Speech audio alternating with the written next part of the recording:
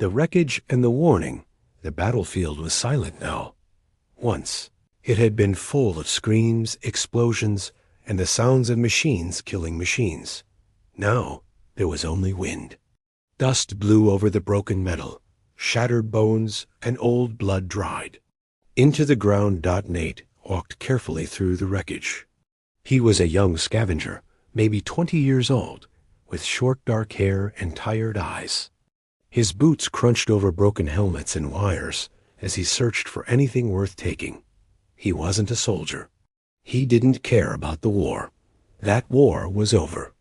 Now, all that was left were dead bodies, burned machines, and maybe, if he was lucky, something valuable. He pulled his scanner from his belt. The small screen blinked weakly, then beeped once. Metal detected. High density. Buried. Nate's heart skipped.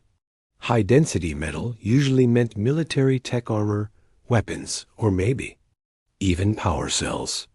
He dropped to his knees and began digging through the ashes and twisted steel. After a few minutes, his fingers touched something cold. He wiped away the dirt and dust. Armor. But not just any armor. It was black, sharp-edged, and smooth like glass. Strange red lines ran across the chest like veins. It didn't look damaged. In fact, it looked ... touch, jackpot, Nate whispered to himself. He pulled it out slowly. The chest piece was heavy, but not too heavy for him to lift. It hummed softly in his hands, like it was still alive. Then click. Nate froze. Sound came from behind him, slow, soft, like someone stepping on gravel. He turned his head quickly. No one was there. He waited, holding his breath. The wind blew harder. A crow cried in the distance. Nothing moved. He sighed, shook his head, and stood up, armor in his hands. Then a voice spoke behind him, low, cold, sharp like a blade.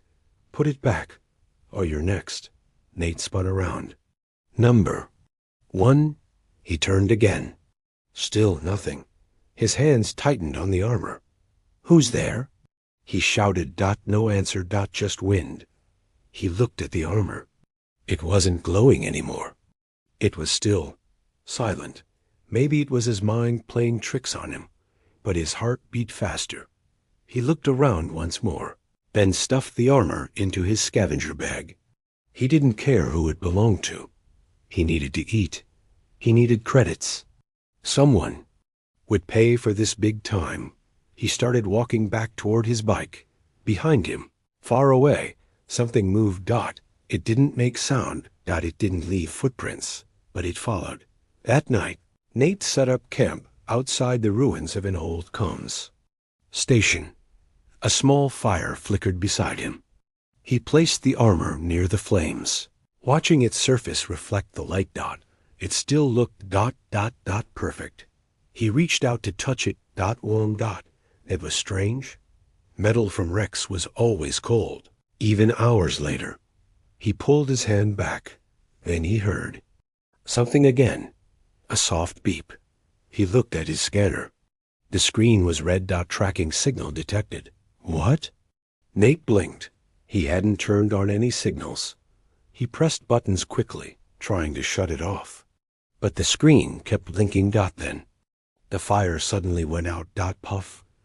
Darkness. Total darkness. Nate jumped to his feet.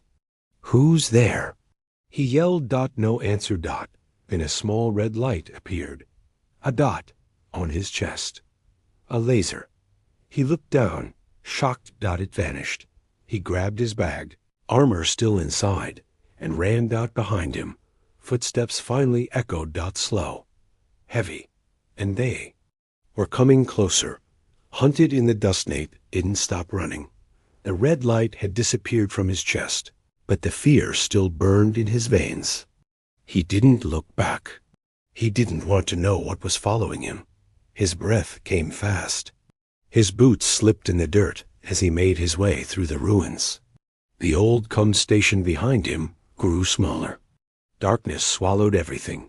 Finally, He saw his hoverbike. He jumped on, jammed the key, and the engine roared to life. As the bike lifted off the ground. He dared to look back. Still nothing. No movement. No sound. But that didn't make him feel safe. By sunrise. He reached Dust Point Outpost, a small, fenced camp built from scrap metal and hopes. It wasn't fancy, but it had food, fuel, and buyers. That was enough. The guards at the gate looked at him with suspicion as he passed. Rough night? One of them asked. Nate didn't answer. Inside, he walked toward a salvage dealer named Rel, an old man with cybernetic arms and one glowing eye. Got something rare, Nate said, dropping the armor chest piece on the table. Rel looked at it and froze. The red lines on the armor pulsed faintly. His mechanical fingers twitched. Where did you get this? Rel asked quietly. Nate shrugged. Out near the southern field. Just lying in the dirt. You touched it? Rel's voice dropped even lower. Of course I touched it. I dragged it here, didn't I? Rel stood up. His face was pale. Kid, you need to burn this, now. What? No, do you know how much this is worth? Nothing, Rel growled. That armor belongs to the Widowblade. Nate blinked. Who? Rel leaned in, voice shaking. She was a mercenary. Not human. Not machine. Both. Her armor was part of her link to her thoughts, her kills. She disappeared after the last war, but no one ever found her body. So? Rel pointed at the armor. You brought a signal with you. She always comes back for her gear. Always, Nate scoffed. Come on. You really believe that story? Suddenly, alarms rang outside the outpost. Whoop. Who-oh-oh-oh-oh-oh. The lights flickered. People started yelling. Something just breached the north fence. A voice shouted from the speakers. Nate froze. Rel's one eye glowed brighter. It's her. No, Nate whispered. No way she followed me. She doesn't follow, Rel said. She hunts. Nate grabbed the armor and ran. He pushed through panicking people, trying to reach the other side of the outpost. The power cut. Lights out. Screams followed. Gunfire. Then silence. A cold, heavy silence. Nate ducked behind a cargo crate, breathing. Hard. Suddenly, one of the security droids came limping past him. Sparks flew from its chest. Its head was missing. Then he saw her. Just a glimpse. A tall figure walking through the smoke. Not fast. Not loud. Just... Sure, she wore half her armor. Black, glowing red veins. A long blade on her back. Her face was hidden under a dark helmet. But Nate felt her eyes on him. Even through the shadows. Even through walls. She knew where he was. He ran again. This time toward the south gate. The backup generator kicked in. Emergency lights flickered on. The camp was destroyed. Guards were down. Droids were torn apart. Fires burned. Nate didn't care. He just wanted to live. As he reached the gate, a voice rang in his head. Not through his ears. Through the armor. Have what is mine. Nate gasped. The armor in his bag vibrated. You don't understand what you carry. He reached the gate. A guard tried to stop him. Nate pushed past him and jumped on his bike. As he sped away from Dust Point. The voice whispered, One last thing. You are not the first thief. But you may be the last. Ghost of the Widowblade. Nate didn't sleep. He rode for hours across the empty salt plains. The wind howling in his ears. The red morning sun rising behind him. Every shadow looked like a hunter. Every sound made his. Hands tightened on the handlebars. The armor was still in his bag. It hadn't moved since the outpost. But somehow, he knew it was aware. Finally, his bike beeped. Low fuel. He stopped at an old war shelter, half buried in sand. Broken sign said it used to be a supply post during the war. Now it was silent, empty, forgotten. just like the armor. He climbed inside and sealed the door behind him. Inside, Nate lit a small lamp and sat against the wall. The armor piece rested in front of him. He stared at it, breathing hard. "This is all your fault," he muttered. No reply. Then softly, from nowhere, a voice again. Female. Calm. Cold. "Why did you take it?" Nate stood up, startled. "Who are you?" "You touched my memory. My metal. Now you carry me?" He looked around the room. It was empty. The voice wasn't coming from outside. It was inside the armor, and maybe inside him. He opened the bag and touched the armor again. Suddenly, his mind was pulled somewhere else. Not his world. Not his time. He saw fire, gunships, soldiers running. He was inside a war zone, but he wasn't Nate anymore. He saw through her eyes. Every target was marked. Every movement calculated. He was moving faster than any human. He was killing. Without mercy. Slicing. Shooting. Silent. Then he hesitated. Child stood in front of him. Crying. And instead of killing, she walked away. The vision ended. Nate gasped and fell to the floor, sweating. What the hell was that? He whispered. Then he heard it. The same voice, closer this time. I wasn't always deaf. Nate stared at the armor. You're alive? I'm what's left. Of who? Widowblade. Nate's mouth went dry. You're? The killer from the war. I was a weapon, built to obey. But I broke my orders. I disobeyed. And then they hunted me too. Nate sat in silence.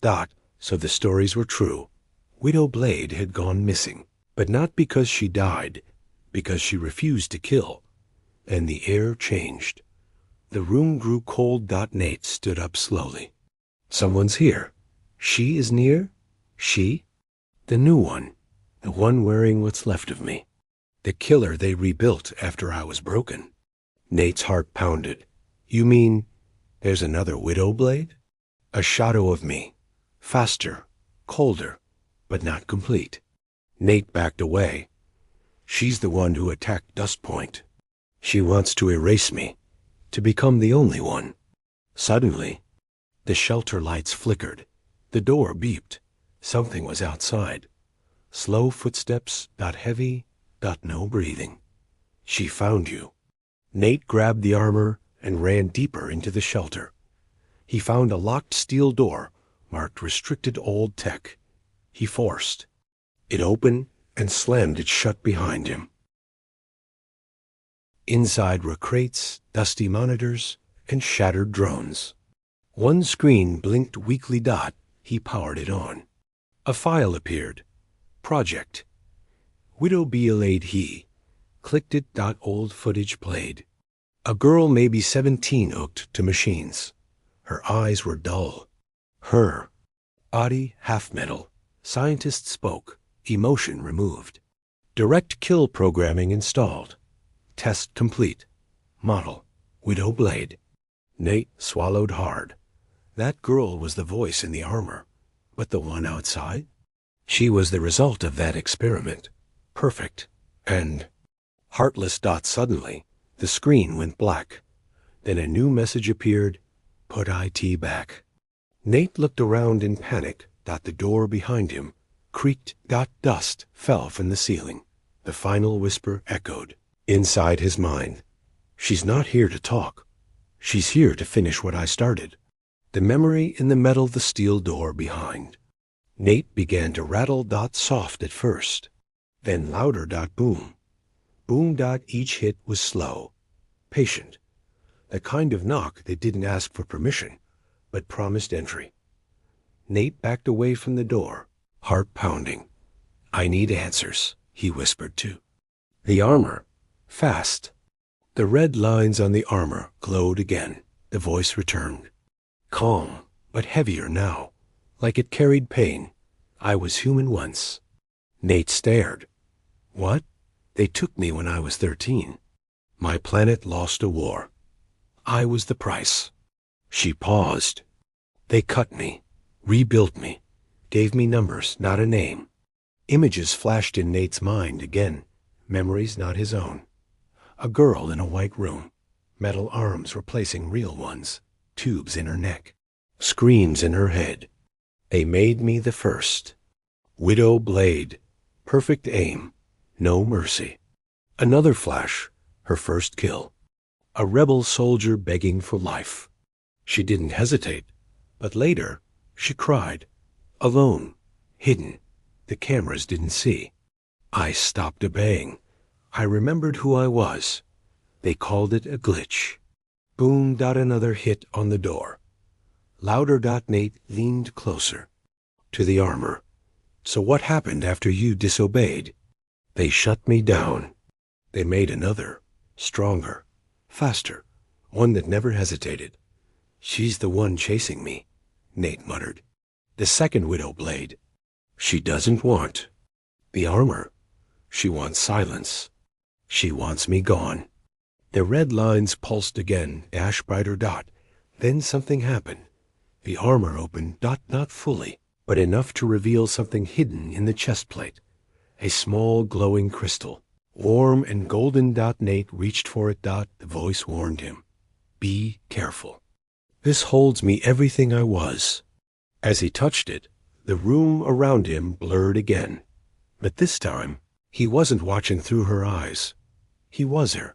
He stood in front of a general. Her hands were bloody. Enemies all around her lay dead.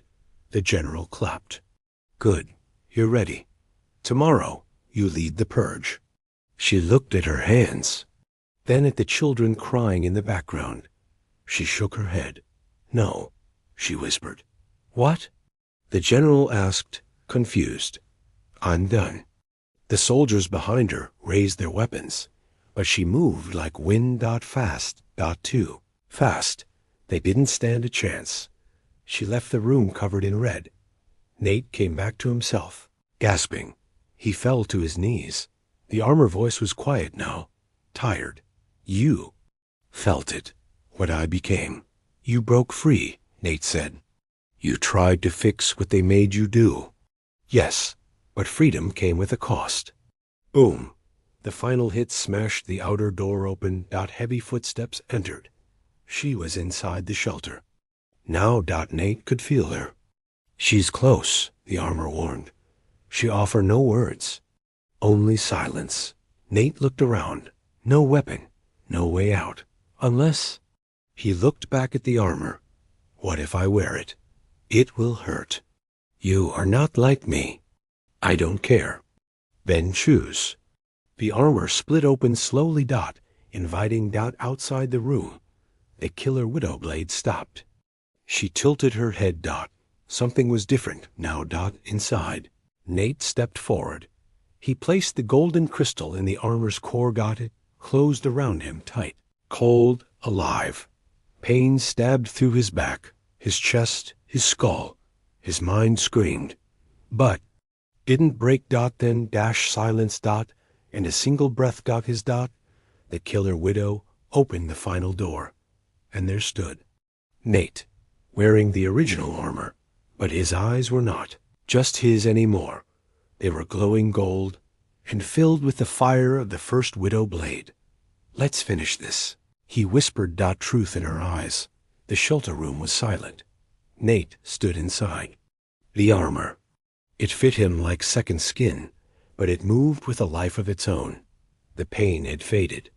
Now, only her voice remained in his mind, clearer than ever. We are not two. Not anymore. The door creaked. Then she stepped in. The killer, the second widow blade. She looked almost the same as the memory Nate had seen, the same armor, but darker, sharper, colder. She said nothing. She didn't blink. Nate stepped forward. You don't have to do this. No response. He tried again. You're a copy. I get it. But you're still. She raised her blade. Fast. No warning. Nate blocked with his own armored. Forearm metal screamed against metal. The shock pushed him back. She followed with a flurry of blows. Each one perfect, robotic, exact. But Nate wasn't moving alone. The first widow was guiding him. She doesn't feel. She only calculates. That's her weakness. The fight twisted through the ruins of the shelter blades, slicing air. Sparks flying, walls cracking. But Nate didn't try to kill her. He dodged. He defended. He spoke. Not a machine, he said, breathing hard. You're made like her. Same memories, same pain. Don't lie to yourself. For the first time, she hesitated. Just 1 second. A flicker. A glitch. Nate stepped forward, lowering his blade. You were made to replace her. But deep inside, you remember. You are her. She froze. Her eyes red before shifted, just slightly. Her mind is breaking, the voice said in Nate's head. She remembers what they erased. Nate reached out a hand. You don't have to follow those commands anymore. The killer's blade trembled in her hand. Then she screamed, a sound not mechanical, but human, raw, broken. She dropped to her knees. The ground beneath her cracked. She's reliving it all, the voice said. The kills, the children, the silence. Nate walked closer, slowly. She's not your enemy. She's your reflection. The killer widow looked up at him. Her eyes were wide, now. No longer glowing red. Just tired. She whispered, voice shaking. I didn't want to be this. Nate nodded. I know. She reached toward him, not with her weapon, but her hand. But something deep in her core lit up. A red countdown. Command protocol. Final cleanse. Her body stiffened. She gasped. I can't stop it. Nate grabbed her by the shoulders. Then we will. He placed his palm over the glowing red symbol on her chest. The original armor responded. Gold lines flowed from him into her, wrapping around. Her frame like vines of light. Merging core memories, the voice said. Pain flashed through both of them. Screams, tears, a battlefield. And then a room full of children. And peace. The killer, widow, collapsed in his arms. But she was breathing. Soft, alive. The reset failed. The voice said, she is free now. Nate helped her to her feet. She looked at him, but this time, with calm, anger, not fear. Just truth. As they stepped out of the ruins together, the sun was rising. Two figures walked across the wasteland. Once, killers. Now survivors. And something else echoed in both their minds. We are not weapons anymore. The armor's final choice. The wind was hot. That morning. Ashes still floated in the air from distant wars. The land was quiet, but Nate and the freed widow blade walked with purpose, not away from the danger, toward it. They had found a signal.